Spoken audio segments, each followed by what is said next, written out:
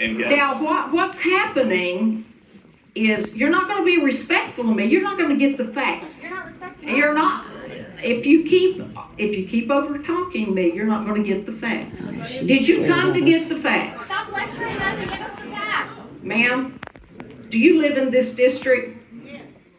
Yes, I do. Okay. All right, the current level of indebtedness exceeds the World War II peak at 119%, and it's double the average in 1946. I'm going to give you facts. Not talking points, facts. These are facts. And what we're trying to do, we need to secure the border. Oh, Do you agree? no. Okay, great. If you don't, Do if it you right. said no, we need to secure the border. That was one of the things that the voters in America told us to How about the do. Tate couple, Tate twins? We need to extend the tax cuts for the average American people. And Drop my keys on the floor. I'm going to tell you what the extending the tax cuts, did I say be respectful? I'm going to explain to you what extending the tax cuts mean. If we do not extend those 2000, let me just start there. If we don't extend those 2017 tax cuts, the average American is going to face a 22% tax increase. 22%. The child tax credit is going to be cut in half for 40 million Americans. What about the billionaires? The top tax rate on 26 million small businesses. How many of you own a small business? Raise your hand. More talking The points. top tax rate on 26 million small businesses is going to jump to 43.4% if those go away.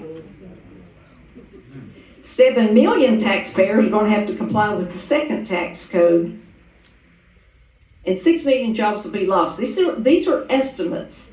These are projected estimates by the CBO. A median family income of 4 would see a $1,700 tax increase at the minimum. If these taxes go away and they're not extended, it'll be the biggest tax increase in history for the average American person who makes $50,000 or less. That's the way it always comes. And so you wonder why we're fighting to extend these taxes. It's for the average American. It's not for the billionaire. Despite what you think. Are you giving tax cuts to The federal government now spends more paying interest on the national debt than it does on defense. Then tax the billionaires. Wait for the Q&A, please. Wait for the Q&A. Be respectful of everybody else in this room. You too. be respectful? It's my meeting, ma'am. The average interest rate we pay on our national debt is 3.3%, and that's double what it was when Trump left office the first time.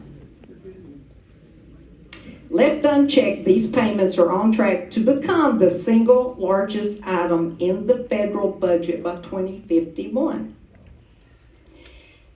And so, FAIR estimates, and let's go to border now. There is a Federation of American Immigration Reform that will give you estimates for every state.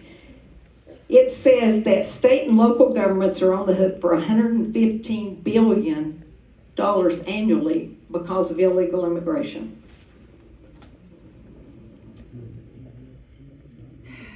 Now, defense is a sacred duty of the federal government. Sacred? But between 2000 and 2025, the Communist Party of China increased their defense spending by 1,200%.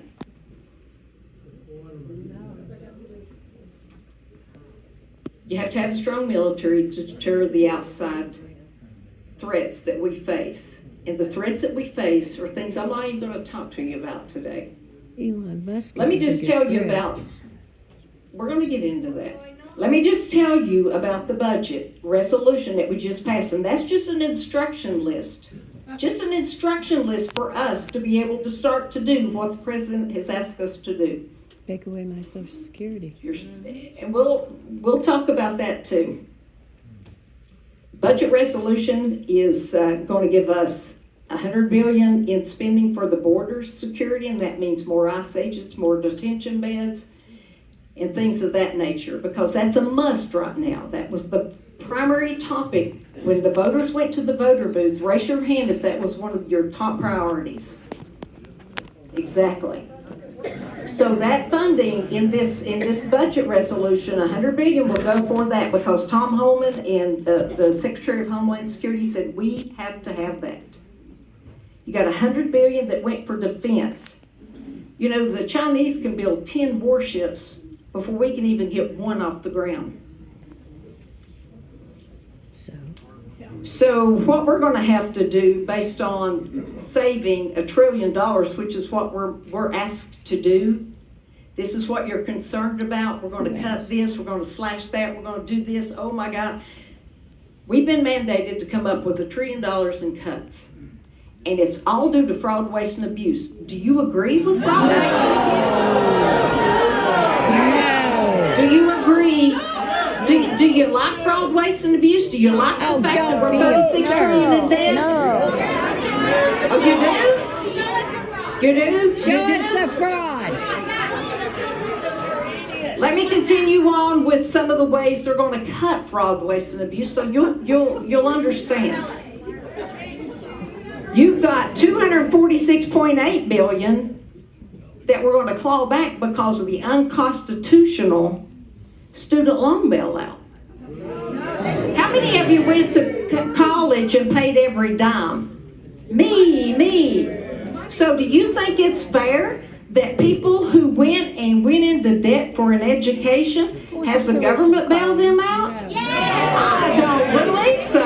Predatory loans are not fair. A lot of that student loan goes for degrees like underwater basket weaving. It does not. Quit lying. And you have some universities that their endowments are bigger than the GDPs of some countries. You're lying. Oh, I'm telling the truth. Look at Harvard. Their endowments are bigger than the GDPs of some countries. What countries? And they can pay for their students, and Harvard is now paying for that education. What countries are you talking about? There's going to be $100 billion in reversing the Green New Deal, some of the mandates that the Biden administration put on companies that are unsustainable. We need that. If you want to be forced, well, if you want to be forced to buy an EV car, you go right ahead. You'll be hard pressed to find a charging station. There's going to be $24.5 billion that we claw back because of tax remittance payments, $10 billion in right-sizing immigration fees on asylum applicants, because these people are coming over the border and claiming asylum, and they are putting the strain on your Medicaid system. And that's going to force us to buy an We're EV. also going to have to raise the debt ceiling so we can put money toward the things that we need, like defense and like immigration. I need health care. So that's my specialty. I know. Our first reconciliation laid out Healthcare fraud. the border, the debt, the race in the debt ceiling, and eliminated funding for the programs like the mandates. Nobody wants a mandate. That's a bad word. The student loan giveaways, and Put these in my now bag. we're going to start talking about the second part of Put in your bag. the Tax Cut and Jobs Act.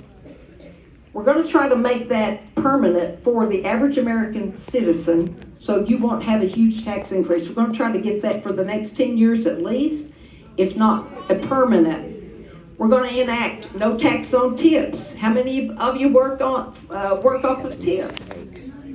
There's going to be no tax on tips. What about the implementation of no tax on Social Security benefits? How many want that? Yeah, Reagan gave us that. Here you are worried about us taking your Social Security away, and we're trying to make it beneficial for you to live on Social Security. Try harder. We're going to eliminate special interest tax breaks for billionaires who own these sports teams, for God's sakes. Do you want your tax dollars going to build a new stadium? Okay, we're going to eliminate that loophole. Bill Lee voted for it. I'm not Bill Lee. And we're going to adapt tax cuts for made in American products. We want to incentivize companies to come back and make it right here so you will have jobs. So we will increase the tax base right here in our own country. There's going to be a myriad of things that we're going to emphasize so we can take care of our own country. That's what the American First Agenda is about. It doesn't mean we're not going to help different countries. It means you have to take care of your own people before you take care of somebody else. No, we're all part of the world here. Now, let's talk about Medicaid in Tennessee. Y'all are, I know you're worried about cutting Medicaid. Raise your hand if you think that's what's going to happen. And that's not what's going to happen. I sit on the committee. You going to expand it? Listen, I'm not Bill Lee. I'm not a state employee. I'm a federal employee. That's right. If you want to be respectful, I'm going to explain what you think is wrong. And I don't know where you're getting your information. I am the one who sits on the committee that is doing this. You people are looking at the wrong numbers. I'm here to give you truth. I'm here to tell you exactly how we're going to do this, and I want you to be respectful when I tell you. Is that good enough? Listen, a lot of people don't have the guts to come out here in front of you. Am I right? It's your job. Okay, then we can agree on something. Lord Jesus. It's your job. Listen to me. A lot of people have canceled every coffee, they call them, whatever they call them, town halls. They canceled them because people are protesting. People are saying, I don't want to answer those tough questions. I'm here to answer those tough questions and give you the reason and the logic behind those decisions. Do you understand me? Thank you. Yeah. Okay. See, we can be friends, and I've seen you before, and I've talked to you. Look, when you're trying to cut, something that really grabbed my spirit was when I read that by the time my grandsons, who are 8 and 10, are in their 50s, do you know what the national debt would be? $300 trillion. It's unsustainable now. It's unsustainable now, and we're trying just to bend that spending curve. This budget's going to be deficit neutral. That means it doesn't increase spending. Listen to me, I'm giving you facts. It doesn't mean, it just means that we're just not going to spend anymore. You got to bend it. If you don't, your children and your grandchildren and your grandchildren's children are never going to be able to sustain it. It's going to be the number one top line item in everything that we pay. And who holds most of our debt? An adversarial nation called China. We own most of our debt. They borrow, and China, if they wanted to call the debt, sir, they could do it today, and you'd be speaking Mandarin. So let me just explain to you about reforming Medicaid. It's not a cut. It's called reforming. Is there something wrong about reforming and restructuring bureaucratic agencies? Heck no. There is nothing wrong with restructuring a bureaucratic agency that looks up your skirt every time you do something. And if it was up to me, I'd fire everybody and make them reapply, and I'd cut 30% off the top of every agency. Get rid of some agencies. Those are American jobs. Those are jobs, American jobs. People who don't agree are for big government. Is that what I'm hearing? Is that what I'm hearing? I believe that's what I'm hearing. All right, let me talk to you about reforming Medicaid. It's our job to find 1.5 to 2 trillion really in spending reductions over the next 10 years. This is how you bend that curve, and it's a curse. It's reverse the curse is what it is on the spending. How many of you in here live by budget? Raise your hand.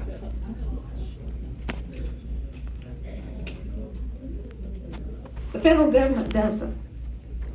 We can give them directions all day long. You know what? They spend. Money that is not even theirs. Money, it's like, let us print some money. And you wonder why your eggs are $10 a dang dozen? It's called inflation. Bird flu. Okay, you want me to talk about Medicaid or not? Then zip your lip. Waiting. We've got to find 1.5 to 2 trillion in cuts. And that, yes, sir, that's what the resolution, the budget resolution, that's what we've agreed on. And we did have Democrats to vote for that as well. There's just, well, listen to me, that's over 10 years, and you got to take your math, you got to divide it out. That's just 150 to 200 billion in cuts per year. Those savings would be just 2.3% of the government's 86 trillion in planned spending over the next decade. It's not a big ask. It's easy to get confused with million and billion and trillion. Sometimes I find myself forgetting what the number is. I bet you do. And it's a decimal. And I'm like, oh my God, you know, it's a rounding error when you talk about so many million. It's disgusting. It's disgusting. They've asked for $1 trillion in cuts this year, and that's 5 times the amount provided in the House's budget resolution. And that's just to balance the budget. How many of you said you live by a budget? That's just to balance the budget. So that we won't get overcharges, which we're doing. The biggest line item we have is paying the loans back. How much did you take out of Elon Musk's fund? Elon Musk doesn't get paid. The federal government is projected to spend over $7 trillion this year. $7 trillion this year. Tesla paid no tax. Are you going to be respectful? Are you going to be respectful? I don't want them to take you out. I want you to listen and I want to talk to you, but you got to be respectful. We want the truth. I'm giving you the truth. No, you're not. Our government needs $8 million a day. If he has contracts, that's not my department, honey. If he has contracts with the federal government, they had to be implemented in place before this year. Okay? Look. And I've heard that. And President Trump negated a lot of those contracts that Biden gave him. That's the truth. Go look. When you listen to propaganda news and you don't come to the source, that's your problem. Well, let me ask you something. How many of you belong to a Democratic agency that have paid you to come? None of my business. Well, there's your sign, okay? Don't lie. We're here because we're constituents. Okay, now, you want me to get back to Medicaid or do you not? Okay, then hush up. Respectfully hush up. Medicaid spending has skyrocketed. Now, I want you to grasp these numbers. Grasp these numbers. Medicaid spending skyrocketed from $409 billion in 2019 to $618 billion in 2024. That increase is 51% in just 5 years. That's over the Biden administration. You have had an increase in Medicaid by 51% in 5 years. Do you know? No. The Biden administration implemented an expansion for Medicaid, and you're going to be shocked when I give you the numbers. That expansion, listen to me, that expansion includes people who are able-bodied and able to work. Good liar. I'm not lying. I'm giving you the truth, ma'am. I will give you the numbers, so you need to hush. Well, if you want to sit here and listen and not be argumentative, these people came to listen and to get the truth. Please, just don't argue. I'm giving you the numbers. If you would just hush up long enough for me to give them to you, you can write them down. It has increased by 51% over the last 5 years, and these are What is it? Let me just tell you what Medicaid is intended for. It's intended for pregnant women, for the disabled, and for the elderly. That is all. Listen, I'm trying to explain. It's a calculus problem. I'm trying to dumb it down to a simple addition so even I will understand. If you just listen, and I said so I can understand and I can explain it. This is what I tell my colleagues. I said, you can't carry a message in a bucket, But let's take this healthcare issue that is a complicated calculus problem. Let's get it down to simple addition and talk on a 6th grade level, because I can't even get my colleagues to understand. So how am I going to get the average American to understand when that's not their degree? And it's not. So listen to me. You can misconstrue anything if you try hard enough. Medicaid turned 60 this year. I'm older than Medicaid. And the bottom line is this: a third of that growth for Medicaid has happened in the last 5 years.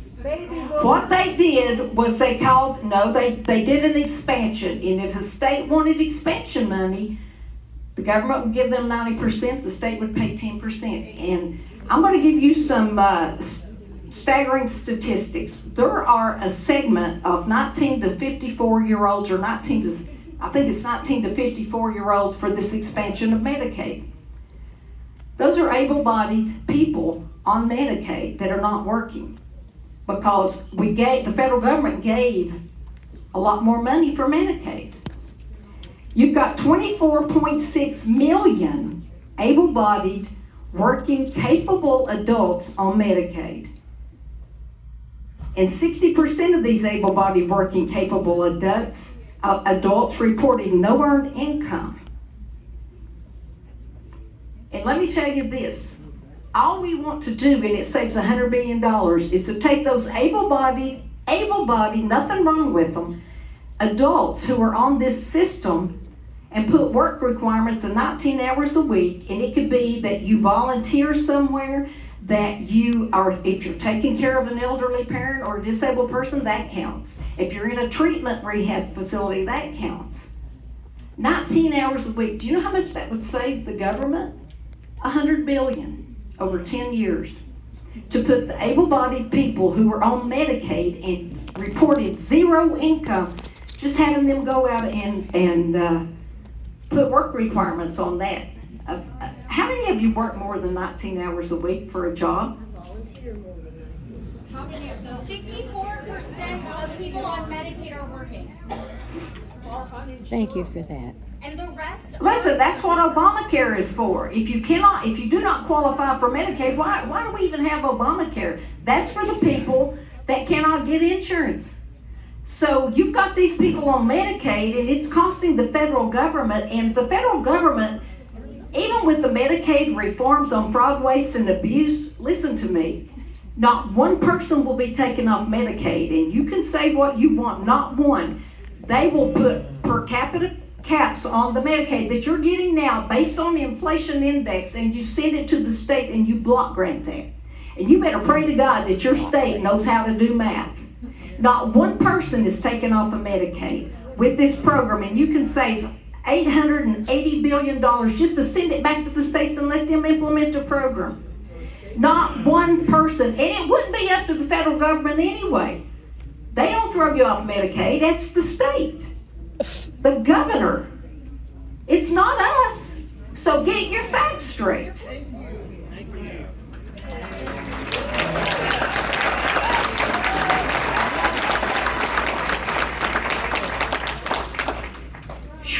Y'all give me a workout. Now my mouth's dry.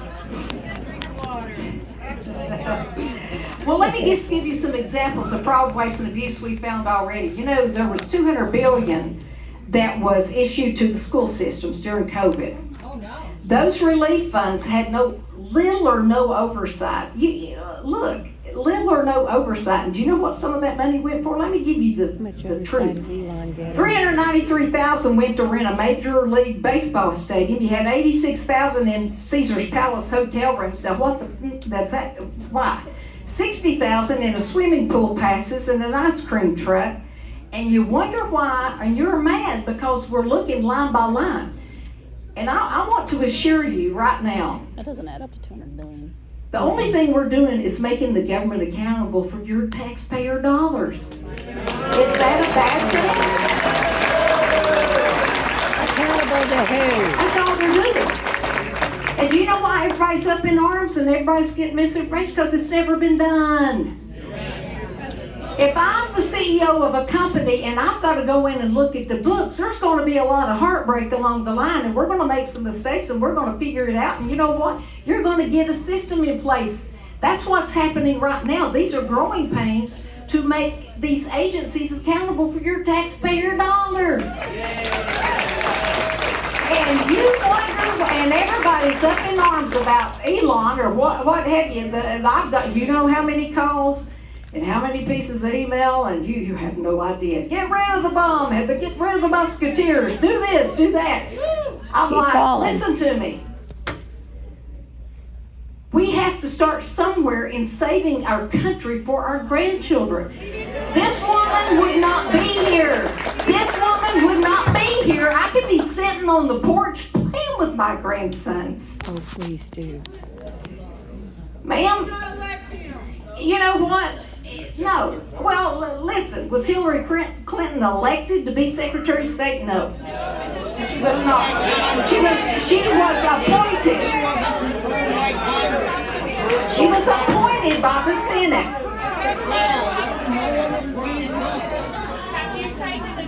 No. Listen, like I said, we have things that we've been told by the majority of the country that we need to do. And what we're doing is doing our job.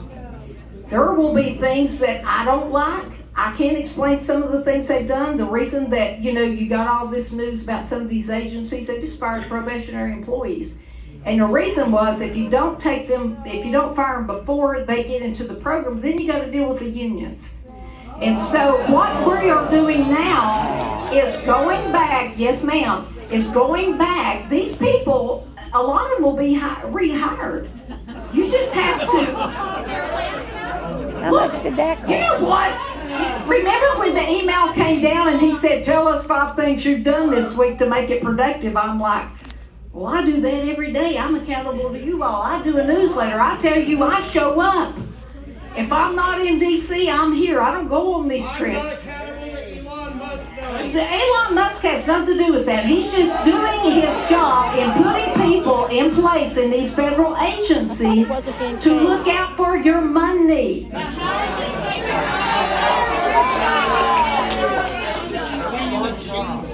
Okay. All right, let me look at a couple other notes. Man, I got so much material, I don't know where to go to next. Go to questions. All right, let's talk about, you were concerned about Social Security? Was that what you were concerned about?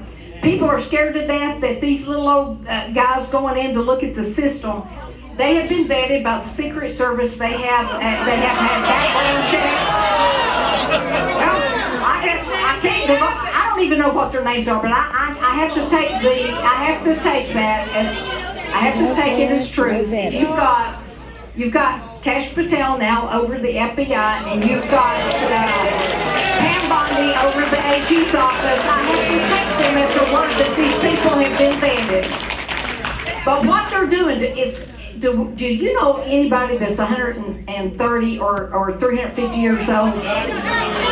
No. That's a lie. That's a lie. And it's a little bit scary, but you're looking at employees within that department who have brought these to the attention of the heads of these agencies. It was a lie. Well, I'm telling you what the department agencies, what the head of departments have told us.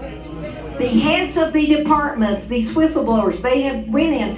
You've got a Treasury Department that they just went in and did a top line review, and you have over $4.5 trillion in payments that they don't know where the money come from or where it went. That's your tax dollars. That's what the Treasury Department is. So you tell me you don't want a forensic audit of every line of every... Yes. Of course you do. This is not And okay, let's be respectful.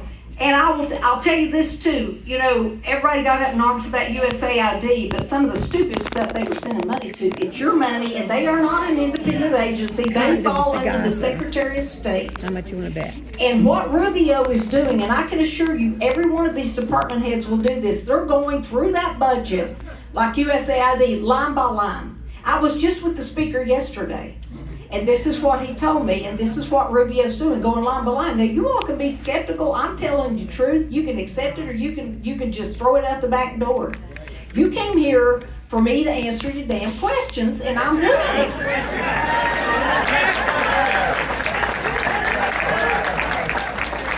And forgive me for saying that bad word, but you know what? There's a point in time when, there's a point in time when I'm trying to be respectful for you, and I'm trying to give you the facts. I've always done this. I've never shirked my duty as a congresswoman. I get in front of you no matter what audience, whether it's hostile, whether it's friendly. I'm here to answer those questions, and you have to listen to me. Well, I'm trying to give you the facts so you can formulate a question that you can ask me. All right, what time is it, Patty? What time is it? All right, let's do this. We're going to open it for questions, but you cannot shout over one another or I won't pick you. I will not pick you. So, you got a microphone? Yeah. All right. Now, I don't want some foolish question. I want some questions like, ask me what we're doing with the budget. Okay. All right, guys, I'm going to work. And if we cannot get to you, it's not because we don't want to. It's because of a time constraint. Because I've got to go in front of other firing squads. Okay. All right, guys, I'm going to work from one side of the room to the other. We're probably not going to make everybody, but please don't speak unless you have the mic. But we will take your questions. We'll write them down. I have plenty of staff here, and I want you to know your voice is heard. Okay. Listen, look, yes it is. I'm here to answer those questions. Okay. Congresswoman Harshbarger, I want to thank you and President Trump for protecting the baby in the womb. Yeah, absolutely. Would you please expand on the bill you reintroduced on January 24th for the abortion pill? Well, a lot of states have trigger laws when Roe v. Wade was reversed, and what that means is some laws are 15 weeks, some are 6, some are different things. But within those states that have bans on abortion after so many weeks, there's 2 abortion pills, and these things I know because I've been a pharmacist for almost 40 years. And what they are doing is, even though our state says you can't do it, they are mail ordering these in to women within the state. And it's chemical abortion is what it is. Well, that bill, and there's other bills too that will negate that and not allow that to happen. Because there are several states, if women want abortion, and Roe v. Wade didn't ban abortion. Roe v. Wade sent it back to the states where it should have been all along. Honest to God above, if you look, there is not anything in the Constitution that guarantees you a right to abortion. It guarantees you a right to life, liberty, and the pursuit of happiness, but not abortion. And women have been told for 50 years that they had a right, and that was not true. So what we did was they reversed it and sent it back to the state where it should have been all along. Thank you for that question, sir. That's next me. Yeah, that's a good one. Okay. Hello, Congresswoman Harshbarger. Just call me Diana. Diana? Yeah. I would like to know if the bill for the gray retirement for the military service members will ever be revisited. That's for the military service members that have served as reservists or National Guardsmen, and maybe with some active duty time. When they go to retire after their 20 years, normally an active duty service member would receive their retirement benefits at the time that they retire, normally when they're about 30, 38 or 40 or so. Mm-hmm. So if you have active duty with reserve and National Guard time, you have to wait till you're 60 to receive your Yeah. retirement. Do you know if that will ever be revisited? Well, we can bring that up to their attention, and I'm sure they probably put that bill back up, because you have to renew every cycle, every 2 years, you have to re-put the legislation that we carry, we have to renew that. So I will absolutely double check, but I understand what you're saying. You've got a waiting period of 20 or 30 years before you can you draw on that money. So I got you. I know. We will check on that for you, sir. Okay. Good to see you, Diane. Well, hello there, Robert. No, I'm Charles. Oh, Charles, excuse me. Lord, you look just like, okay, Okay, anyway. we went to school together. Yes, we did. What I've been watching on the news think the is these customers government are people being feel like they're entitled, being disrupted because of their job. I worked in the private sector for over 47 years. And every time there was a layoff, you got nervous. Yeah, The government employees is no different than the private sector. yeah.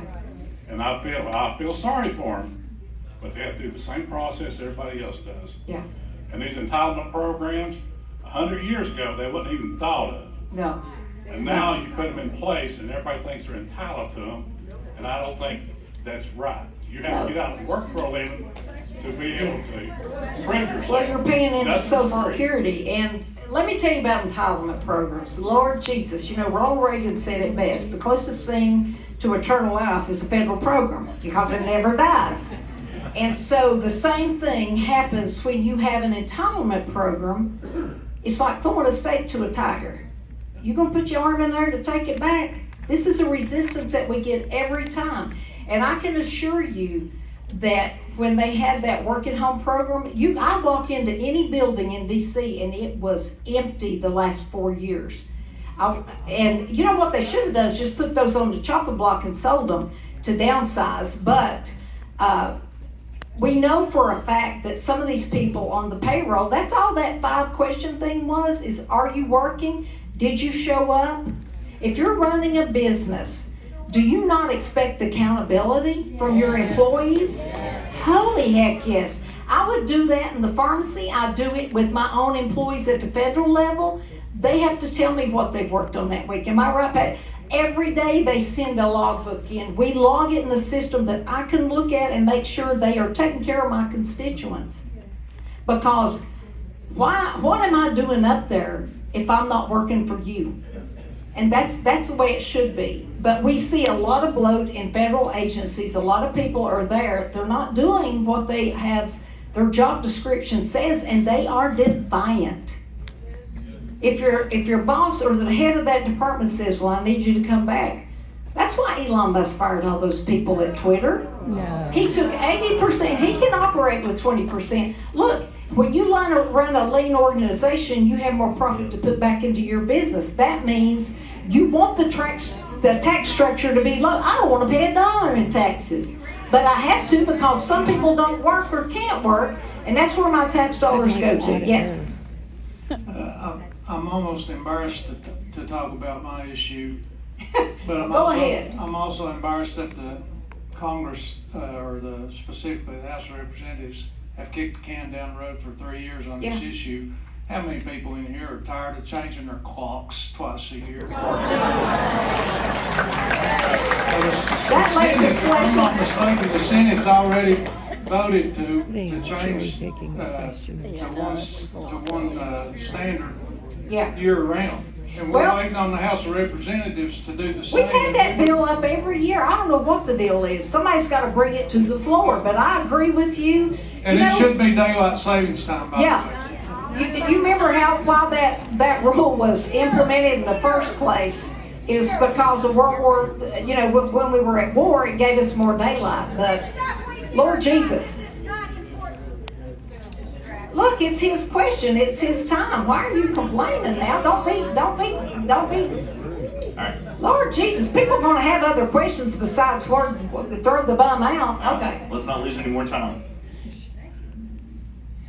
Diana, I appreciate you being here. I know a lot of other senators and representatives are not talking to their people, and I really appreciate you being here. Well, you are more than welcome. Thank you. Now, there is no part of me that believes that you want to see the destruction of our country. No. Okay? But yesterday you posted a video on Facebook in which you said, well, this is normal, this is what companies do, they downsize and this is how they do it. And I worked in industry and I know this is not how companies do it. They don't go around bragging that they're using a chainsaw on the company to downsize it. They don't fire the easiest people to fire just because they're easy to fire. Well, keep going. Well, so listen, like I said initially, there's a lot of downsizing going on in companies, just like Charles said, that you don't want these people to lose their job. But I can tell you they'll repurpose these people, and that's what I've been told. That's one of my questions. That's one of my primary questions to the president. I said, there are people I know that have lost their jobs. Are we going to repurpose them? If they are good employees, they sent the paper for the buyout, and a lot of people took it, a lot of people did not. And some of the people who did not take it are the ones who still want to cause, and they flat out said, we're going to stay here and wreak havoc within the industry. Look, you all, How do you repurpose? if you've never run a successful business and you've never had to restructure, it's hard to wrap your head around what they're doing. Do I agree with everything? No. And the Democrats are even saying, you need to take a scalpel. Well, yeah. That's why they're going back through all these agency cuts and they're going line by line. That's what a good manager does. Do we really need this program, even though it was cut? And that's not my decision. That's the executive branch's decision. But there is so much bloat in our government, for God's sakes. You have to admit that. You have to admit it. And it will continue if we don't take a stand. You will have to revamp these procedures or these SOPs, and you will have to have standard operating procedures on how some of this goes down. But they are absolutely, there's so many defined employees that will stand in your face and say, you can't touch me. I don't have to do anything. Those are the people who need to go. They need to be thrown out. I've had people come in my regional office and say, can I work from your office? We're like, well, where's your regional office? It's in Greenville, but I don't want to drive 45 minutes. I'm like, get the name, because he's one of them that needs to be put on the list. If you're that lazy and you don't want to drive 45 minutes to make a living from your family, then get rid of them. Okay, start in the middle there. All right. I've got a Planned Parenthood question. Okay. I think, why is our government giving them millions of dollars? At least that's what I've read. Oh, yeah. And they're making billions of dollars murdering babies. And we should not have our fingers in any of that. At one time, I believe I read that Planned Parenthood claimed that health departments could not do their job, the job that they do. But I don't believe that. Other than the abortion thing, health departments are great. Well, health departments are there to do the exams, to stand in the gap. Community healthcare centers are great, and we want to keep funding them. Your healthcare centers, look, all Planned Parenthood is a place where you can, they promote abortion and they promote things that the most of the American public don't want. If you did a feasibility, if you did a poll on how many people in this country agreed to abortion up to the day they were born, which is what some states institute. We don't want that, do we? Most Americans want a line drawn in the sand that says, no, that's not right. But and it's not true. And like I said, there are states that offer that. No, there are. They're not. No one does. No. There's states that offer abortion. Which ones? Which ones? There's states that offer abortion. Not date of birth. Go to the next question. New York. New York allows abortion up to the very last state. All right, guys, saving time. Yes, Representative Harshbarger. I have called repeatedly. I would like to ask you, do you have confidence in what Elon Musk is doing, going into our databases in Washington? Do you have confidence and what he's doing? Well, let me give you the truth about that. They have, the people that Elon Musk has chosen to go in and just do forensic audits. I told you this before, you can believe me or not, and I verified this. They have gone through background checks. They're not taking your information and putting it on the World Wide Web so everybody can see it. What are They're they not. doing with it? You would see that. What? Look, this is what we're exposing. The only way you would know any of this is if we didn't have those young people going in and looking at these line item numbers. Yes, ma'am. I have confidence that they are doing it the right way.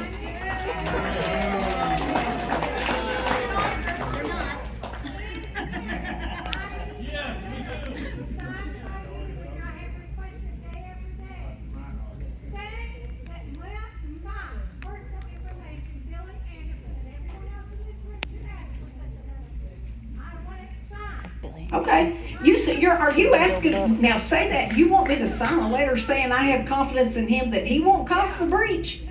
Look, you can't even be sure that your information's not gonna be breached when you go to the grocery store. All right, we have to move on. Okay, I know where you're coming from, and I have confidence. Okay, I got you, and I have confidence, honey. All right. All right, guys, move on. Who's the next question? Congressman Harshbarger, thank you for being here and taking the questions today. I have two questions, twofold. One is, I wondered how you felt about President Trump pardoning the January 6 rioters who have committed crimes, especially those against our police officers, the men in blue. And the second question is, how do you feel about President Trump saying that Ukraine was the aggressor in Russia and that Zelensky was a dictator, and that we voted, U.S. voted in the UN resolution with Russia and North Korea against what condemning the war. I didn't get it. Okay. What was the first question? I'm trying to absorb all this. How do you feel about the Oh, the January rioters? 6th. And I addressed Yes. this right after he did the pardons. If there's someone that had a prior criminal record, then your state and local law enforcement should be able to track them with a blanket pardon. And I don't know who all he did pardon. I don't have a list of that. It was anybody, but he also pardoned the Christians that prayed outside of abortion clinics. Listen, people have blown it. I was there. I was in the chamber that day. I wasn't outside. I didn't see what happened, but we know they're going to delve deeper into that to find out, and we're finding out that some of those people and those FBI agents were outside, and I'm not going to relitigate this. Well, then why did the January 6th committee destroy hundreds of pages of documents? And that was the Democrats. That was the Democrats who destroyed hundreds of pages of documents after they were told not to destroy them. So that's a federal offense. I told you that I agree with the pardons of some of those people who walked in and walked out. What about the ones who attacked the police? Anyway, well, listen to me. The January 6th pardons, the president, that was one of the promises he made on the campaign trail, and he did. And I told, at the first interview I did after the fact, if there are people with prior criminal records for whatever reason, your local law enforcement are going to know that. And I've talked to the sheriff about that. Lord Jesus, they will keep track of that. And now the Ukraine. I don't know what President Trump said. I wasn't there, but it is not. I don't look at. Do you want me to explain my answer? Listen to me. Quiet, guys. I haven't voted for one dime for Ukraine because they cannot show me where they're taking your taxpayer money and giving it. But what we are finding with the money that was sent to Ukraine is that it didn't go to Ukraine, a lot of it. And so, ma'am, I'm looking at the records. I'm telling you the truth. Well, you don't have to believe me. I'm just telling you the truth. And so, for him to say that Zelensky started it, we know that Russia provoked this war. And I'm just telling you, I don't know what context he even meant that in. But I'm just, look, I wasn't at the freaking press conference. I'm doing my job. I'm trying to save the country. And so, I don't watch the propagandist news, man. I don't. All right, guys, moving on. Okay, next one. I'm trying to answer them quickly as I can. I have sort of a question a lot of people probably wouldn't even care about. How are you today? I'm good. So one of the promises that President Trump made was the JFK and the Epstein files being released on day one. And it seems like they're kind of dragging their feet on that a little bit. Could you speak to that a little bit? Well, is that even something that crosses your all's mind? Yeah, they had to get the new Attorney General sworn in. And last week, she said they're on my desk. Now, last night, the first tranche, they released. Now, it's just like she said, the former FBI director, they hid a lot of those pages of the Epstein flight logs. So we're trying now to get the new FBI director to go back and research where are those logs at and who's indicted in that. And a lot of this stuff is out in the public anyway. But look, the JFK files, the RFK files, the Epstein files. Wouldn't you love to know about the COVID origins? All these things. Every one of these things need to be released. If you're going to be a transparent government, then let the public know. And this has been a long time coming. But they did have to do their due diligence in investigating that. But when the AG found out that there were pages, hundreds of pages missing, then they hid that. A budget question. Okay, Cody, where are you? Hang on, ma'am. We'll get you in just a second. Okay, for sake of time, we got time for one more question. Well, she's got a budget question. She's got a budget. Stand up, stand up. For sake of time. 12:30. It's at 11 to 12:30. Well, what time is it? I have a budget question. Well, we'll answer some more questions. How many people in here would like to see a state income tax? Because if all this stuff gets done and pushed to the states, like taking away the education department, taking away Medicare and Medicaid benefits, taking away VA benefits, taking away the people who take care of the VA. I just ask it. How many people in here want to have a state income tax? You do? I do. I mean, yeah, we should. Absorb it when the federal. Well, I appreciate you taking a little heat off of me. All right, guys. Hey, Cody, wait a minute. Let's get some of their questions. Just go ahead. I'm not afraid to answer questions. Oh, yes, you are. You're cherry picking. You walked right past her. Yes, ma'am. Representative Harshbarger, thank you for being here. I know it's not easy, but we have real concerns, and we are your constituents too, Yes, ma'am. if we don't agree with you. I'd like it on record that I've not been paid to be here or to speak. My name is Karen Cross. I live on Tulip Grove in Bristol, Tennessee, and I am your constituent. I'm a retired public school educator with 33 years of experience in service. I taught middle school, high school, and college level U.S. government. I am speaking today in regard to the Affordable Care Act. My husband and I currently have health insurance through the marketplace created by the Affordable Care Act. I'm a survivor of breast cancer from 2021, so I have a pre-existing condition. I've looked into acquiring private health insurance and have been told I will not be eligible for another 4 years. If not for the ACA, I would be uninsured. Yeah. I have a niece on the ACA who has diabetes. She has a pre-existing condition and will be unable to acquire private health insurance as well. I'm fully aware that Project 2025, which is the blueprint this current federal administration is following. I haven't even read Project 2025. Okay. Excuse me. Just telling you the truth. In all due respect, everything that is happening was part of Project 20. Excuse me, please let me answer my question. Right. Okay, I'm shaking. This is very important to my life. Okay? In all due respect here, Project 2025 is happening before our eyes. Yes, it is. Okay? Whether you have read it or not, I haven't. okay, then maybe you should, because that is what is happening. So tell me what they're doing. Here's my question. Could you Okay. please listen All to right. me? Okay? I came here and stood in line for this. Okay. I need to know where you stand on this issue.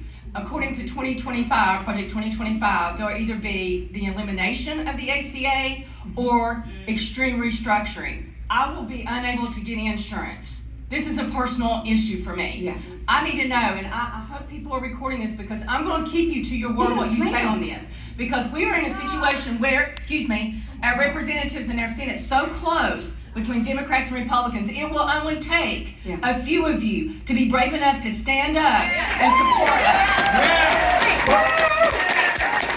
This is what I understand, and I have not read 2025, and the president disavowed the 2025. I will read the healthcare section. We're never going to get rid of all the Obamacare. We just won't, because that's a safety net program. That's why when we talk about Medicaid, you're not going to, you're just going to get rid of the fraud, waste, and abuse. We have to have, ma'am, wait, listen to me. I'm trying to explain. You're not going to go without insurance. There's going to be a safety net program, I'm sure. Because I don't know what the president's finally going to say, but we know that there are millions of people. When I went to Congress, they offered Obamacare to me. And now well, you know what I'm on now? Medicare. So the bottom line is this. We know there's millions of Americans who have pre-existing conditions. This was the whole premise. I understand all that. I need to know where you stand. We want you. There's going to have to be a safety net program for people like you. Yes, of course. Listen, I'm on the committee that will make these choices. And she hasn't read the project. Man, you don't have to worry. There's going to be a safety net program. I don't know why But are you going to fight for it? Yes, I just told you yes. Listen to me. I've been in the healthcare industry almost 40 years. I've taken care of people with insurance, without insurance. I'm fighting to take these programs like 340B that were meant for uninsured and underinsured people that the hospital systems are raping, that your big chain pharmacies are raping. I'm all about the rural healthcare and saving these hospitals, for God's sakes. Listen, it's almost like you think I'm the devil or the cartel and I'm the enemy. I am not. I am here to work for you to make sure you don't fall under that. Okay, so listen, the president understands that too. It is up to me.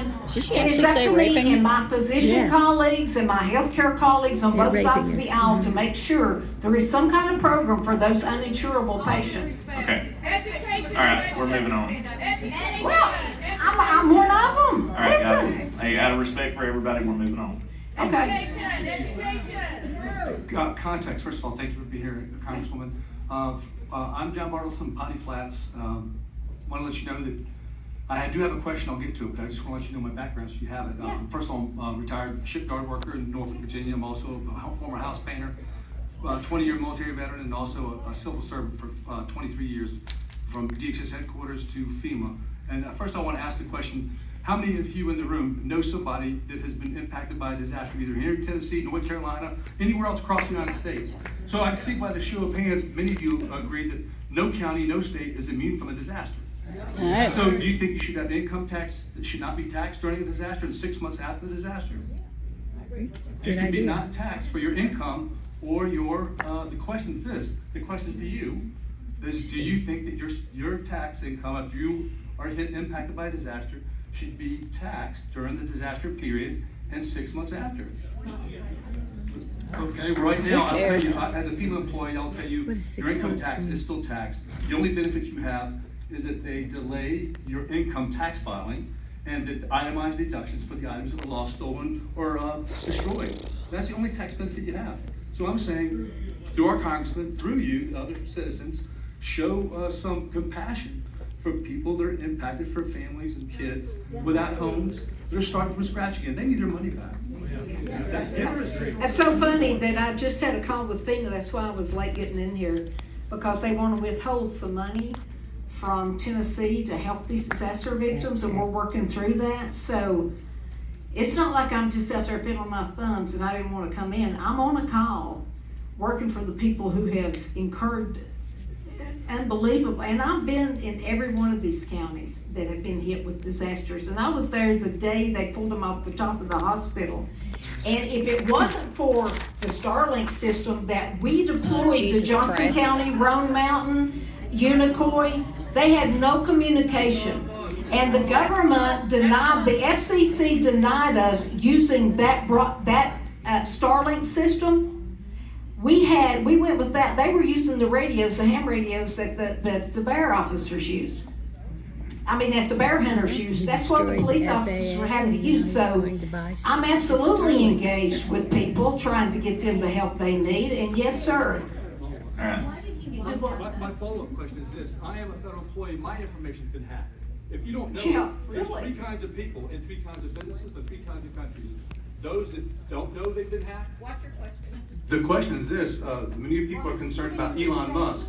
My question is, would you rather have an insider help who's part of the problem solve the issue? He's a South African. The other issue is, would you rather have an outsider? He's got multiple national passports. He's got multiple passports. All right, He's a smart businessman, which the government needs to get more efficient and effective. Well, it goes back to, hang on, it goes back to what I said. You know, they don't want successful people running this government. They do not want successful people running the government. You know why? Because we come up with solutions to the problems. We don't just listen and be herded by sheep. I'm part of a caucus that bucks the leadership every time they try to do something because it costs money that we don't have. And no, I'm not one to go along to get along. If it's for you, I'm going to stand up. Listen, you know, I know you got questions. Listen to me. We'll answer every one of your questions. I won't be able to physically stand here and answer those questions. If it's like along the lines that somebody's already asked, then we'll get to you and my staff will address those questions.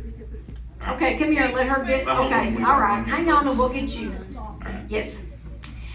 We're here at the Ron Ramsey Agriculture Center, and so I just wanted to actually praise, in the wake of the disaster in Hurricane Helene, how much we have depended on federal U.S. Department of Agriculture employees, our FSA employees, our NRCS employees, our Forest Service employees have been so instrumental in supporting this whole web of community and mutual outpouring. And we're still facing a disaster that our community has never faced before in the wake of flooding. We have about 1,300 farms that are destroyed. We have multiple billions of dollars that those farms are recovering. So thank you for all that you have done to help federal aid come down.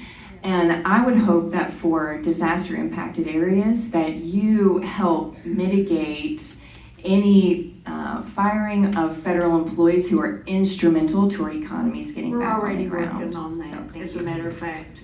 And there have been some of those federal employees, and we've been on the phone saying, look, we need those to help with this disaster relief, so we're working on that. I mean, common sense. You have to use common sense when you're in any position, especially in one like I'm in, you know, because what happens if you don't use common sense to fix these problems, then you have that uncommon nonsense. And don't buy into the lie that some of this stuff is going to happen because you're trying to make a more efficient government. I just don't want that one. And we got another question right here. Yes, sir. Right here. Okay.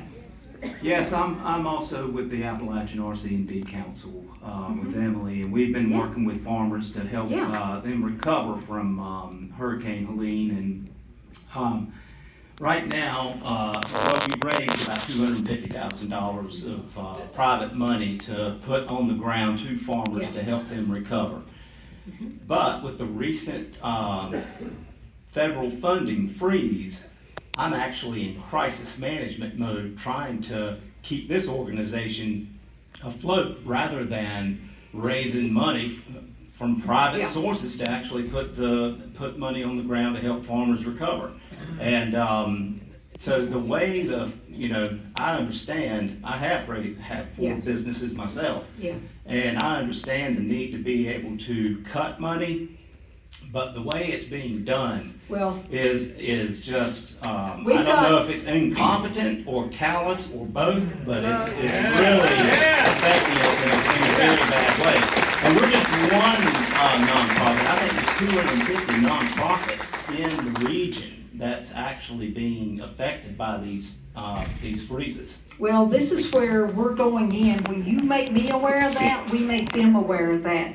And it's like we said, you can't throw the baby out the bathwater. And so, wait a minute, she's got a question. And that's something, you need to make me aware of that. And then we send that right on up the chain. This is why the workers that were either on probation or that they negated through the departments, we're working on that as we speak, trying to get them back so they can help with the disaster relief. But yet she has confidence. Yes, that's the common sense thing I'm talking about that most people don't understand. Mary Kay Christopherson. I work in accounting and IT and have for 50 years, including federal government projects for FEMA to try to resolve supply chains issues after Katrina, and was appointed by Tommy Thompson when he was head of Department of Homeland Security to work on a pilot project for child support enforcement. Okay. So different areas, but all, and I work with auditors over my shoulder all the time, so I understand auditing. I was trained in auditing by Caterpillar. My question is, I read through the blueprint for the budget resolution and the 10 guiding principles, and I have questions. With my address, I will submit. I'd like written answers, but the last principle I thought was really, of the 10 guiding principles, says, it is irresponsible and immoral to leave the next generation with debt that, as George Washington stated, would be throwing upon posterity the burden which we ourselves ought to bear. And I think you made that point about your grandchildren. But when you look at the numbers from an auditing standpoint, the budget resolution has a $2 trillion difference between the tax cut amount and the savings amount. And that's what we've said. Now this goes the over 10 president's years. Alma mater, Wharton School of Business at the University of Pennsylvania, projects that this will make $6 trillion additional over the next 10 years. So how is that not throwing it upon? Well, I'm glad you asked that question. This is just the framework to get them started on the budget and on the debt. We want it to just be deficit neutral, for God's sakes. Not spending anymore and not even cutting, we have to begin to bend the curve. So yes, it's like I said, you'll spend $7 trillion over the next 10 years. But now the Senate has to approve our resolution, or they were going to send us something that didn't have everything that the president asked us in their budget, and they were hell-bent on doing that. But we ended up giving them the instructions. So after that, then the hard work starts with the reconciliation, okay? Yeah, that's her questions. The hard work will start now with reconciliation to try to get to that number, and we understand that. So what I want you all to be doing, well, you all are my constituents, but there's going to be other Congress people who are going to balk at that and who are going to say, we can't do it, we can't do that. And there's a lot of fraud, waste, and abuse within these agencies. There just is. And we've already uncovered a lot of it. This is just a tip of the iceberg. Yeah? Wasn't that what the fire inspector generals were charged by Congress to address? Well, everybody's charged with addressing it, but they don't do it. This is the problem. Well, we have that list of pork every year, and nobody's ever done it. They do find savings, they bring reports to Congress for committees. That's what I'm saying. Well, now we have all three branches, and we better produce. That's all I'm saying. I mean, I'm saying when you were given the responsibility, then you can hold it. Last year, all I could say is no, no, no. Now the rubber hits the road, baby, and it's our job to do that. Yes, yes, and listen to me. Everything's going to be litigated, and you can see now that the courts are upholding a lot of these decisions that the president has made. That's the last course is the court system, and that's what's happening. If You get, hey, after, Before it got to court. And well, exactly. It's not been Okay. sanctioned. It's just there to help point out, the inefficiencies. It is our job to go after those. He's not doing it, he can't fire one person, he can't take $1. They are pointing them out to us so we can be accountable to you to say, hey, look at here, these are the red flags. This is what this Doge committee is. They don't have authority to do anything except to show us what they've uncovered. And then with an executive order or with a department head, that's where the cuts happen. All right, guys. Okay, what? Yes, ma'am. Thank you for being here. What do you think the chances are of getting the reconciliation memorial that was illegally removed from Arlington National Cemetery? What do you think are the chances of getting it returned? And also, I am so pleased and glad that there are not going to be men in my granddaughter's that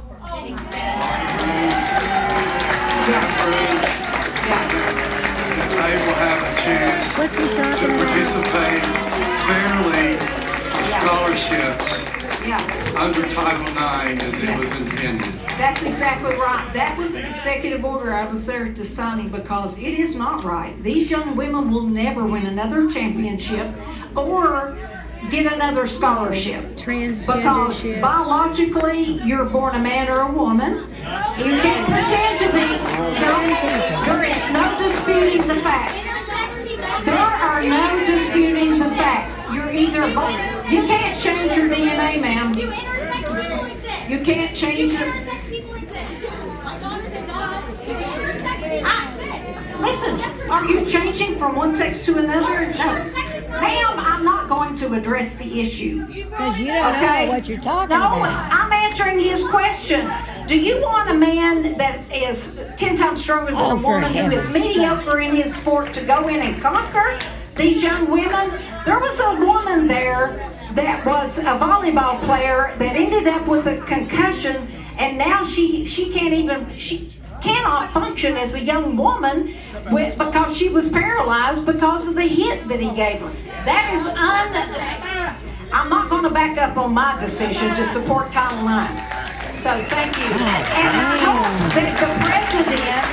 hope that the president will take care of putting those monuments back in their rightful place. And I think he will. And now we're at 12:30, and I have another appointment. Now look, and listen, I appreciate you all showing up, whether you like my answer or whether you didn't. Congresswoman, we have one more question. Okay, we got one more question. Time for the last question.